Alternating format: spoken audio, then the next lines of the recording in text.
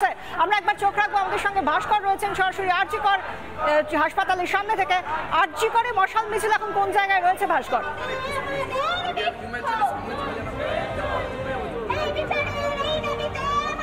একদমই বিষয়টা দেখো, এই মুহূর্তে আরজি কর মেডিকেল কলেজ এবং হাসপাতাল থেকে মশাল মিছিল শুরু হয়েছে।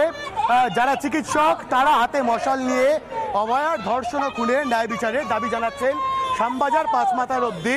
কিন্তু এই যে মশাল মিছিল যাবে, তোমাকে একটু শোনানোর চেষ্টা করবো স্লোগানগুলো।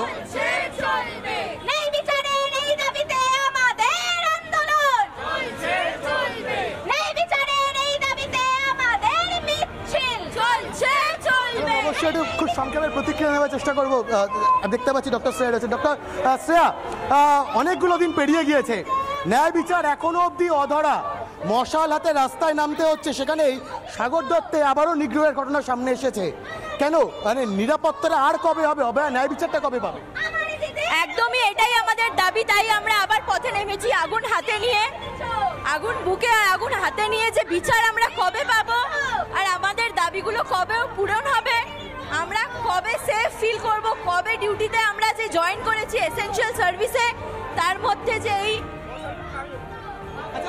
একটা কথা বলো, সরকারি মেডিকেল কলেজ এবং হাসপাতালগুলোতে নিজেরা এখনো পুরোপুরি নিরাপদ মনে করতে পারছো নিজেদের? একদমই না, কেউই নিজেকে নিরাপদ মনে করতে পারছে না, কেউ সেফ ফিল করছে না, এবং আমরা এই ভয়তেই ডিউটি করছি যে আমাদের অনেকেই হাঁটছেন, কিন্তু সেই সঙ্গে তারা বলছেন অনেক আগুন রয়েছে নিজেদের ভেতরে এবং সেই আগুনটাই আজ মশালের আকারে উঠে এসেছে। ধন্যবাদ ভাস্কর, তুলিকা এবং আমাদের সঙ্গে আমাদের অপর প্রতিনিধি মধুকল্পিতাও ছিলেন। আমরা এই ছবিগুলো দেখতে দেখতেই আজকের রাতের যে আজকের স্পিরিট, সেই স্পিরিটের দিকে নজর রাখছি এবং সেই সঙ্গে দাবিগুলো কিন্তু একই আছে। আর সেই যে তিমির বা যে আধার ছিল স্বাস্থ্য পরিষেবা এবং স্বাস্থ্যে যারা হাসপাতালে কাজ করছেন, সেই জুনিয়র চিকিৎসকরা যারা বলছেন তাদের নিরাপত্তা নেই, সেই নিরাপত্তাহীনতায় তারা আজও রয়েছেন। সেই জায়গায় নিরাপত্তাহীনতায় যারা রয়েছেন তারা কবে নিরাপত্তা পাবেন অভয়া, কবে বিচার পাবে? আর সেই সঙ্গে এই যে উদ্ভূত থ্রেট কালচার, যাকে এত বছর ধরে লালন পালন করা হয়েছে, তার থেকেই বা মুক্তি কবে আসবে? সেই বিষয়গুলো আজকে আমাদের আলোচনার বিষয়। এবং আরও একটা বিষয় যেটা দিয়ে অবশ্যই শুরু করা উচিত, আমরা কি আরও একটা অভয়ার জন্য অপেক্ষা করছি? আমাদের সঙ্গে আজকে যারা রয়েছেন তাদের সঙ্গে আলোচনার আগে তাদের নাম বলে তাদের সঙ্গে পরিচয়টা সেরে ফেলি। আমাদের সঙ্গে রয়েছেন অঙ্কন দত্ত, বিজেপি মুখপাত্র, রয়েছেন আমাদের সঙ্গে অনির্বাণ ব্যানার্জি, আইনজীবী, সেই সঙ্গে আমরা পেয়ে গিয়েছি চন্দন ঘোষ চৌধুরী, কংগ্রেস মুখপাত্র, এবং রয়েছেন আমাদের সঙ্গে ডক্টর রঞ্জন ভট্টাচার্য, চিকিৎসক, জয়েন্ট সেক্রেটারি IMA বেঙ্গল। আমরা প্রথমেই সকলের সঙ্গে আলোচনায় আসার আগে আজকে একজনের একটা বিশেষ মন্তব্য শোনাবো, যে মন্তব্য আজকে যারা হাতে মশাল নিয়ে রাস্তায় নেমেছেন তাদেরকেও বোধহয় রাস্তায় নামতে উদ্দীপ্ত করেছে। কারণ তিনি আর কেউ নন, ভরতপুরের তৃণমূল বিধায়ক হুমায়ুন কবির। তিনি বলেছেন যে তার বিরুদ্ধে কোন সাহসে গত 11 তারিখ FIR করা হয়েছিল। রঞ্জনবাবু আমার পাশে রয়েছেন, তার কাছে আসবো, কিন্তু আগে শোনাবো কোন সাহসে ভরতপুরের বিধায়ক বলছেন এত বড় অপরাধ কি করে করলেন চিকিৎসকরা, কোন সাহসে তারা FIR করলেন, তাদেরকে দেখে নেওয়া হবে, হুমকি দিচ্ছেন সরাসরি। থ্রেট কালচার শুনেছেন, এবারে বিধায়কের থ্রেট একবার শুনে নিন।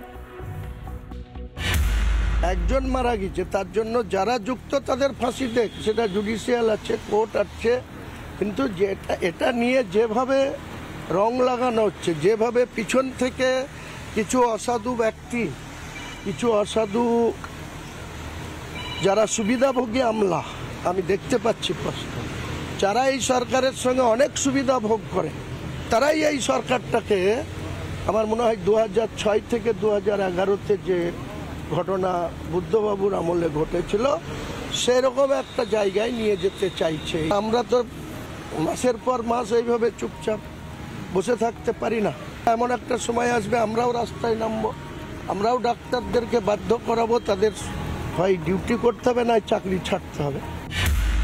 যত বড় মিছিল করবে, এরা যদি 1000 লোকের মিছিল করে, আমি তার পরের দিন 5000 লোকের মিছিল করবো, দিয়ে ওদেরকে ঘিরে ওখানে রেখে দেবো মেডিকেল কলেজ।